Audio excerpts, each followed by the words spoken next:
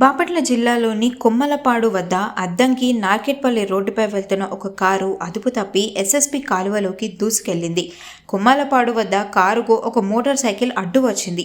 Motor సైకిల్ను తప్పించే ప్రయత్నంలో కారు అదుపు తప్పి రోడ్డు పక్కనే ఉన్న ఎస్ఎస్పి కాలువలోకి దూసుకెళ్లింది. నీటి ప్రవాహం ఎక్కువగా ఉండడంతో కారు తొందరగా మునిగిపోవడం మొదలైంది. కారులో చిక్కుకుపోయిన డ్రైవర్ బయటకు రాలేక అరవడం మొదలుపెట్టారు. అతని అరుపులు గమనించిన స్థానికులు వెంటనే డ్రైవర్ను కాపాడి సురక్షితంగా బయటకు తీసుకొని వచ్చారు. కారు పూర్తిగా కాలువలో మునిగిపోయింది. ఘటనా స్థలానికి చేరుకున్న పోలీసులు మునిగిపోయిన కారును కాలువ నుండి బయటకు తీసేందుకు చర్యలు చేపట్టారు.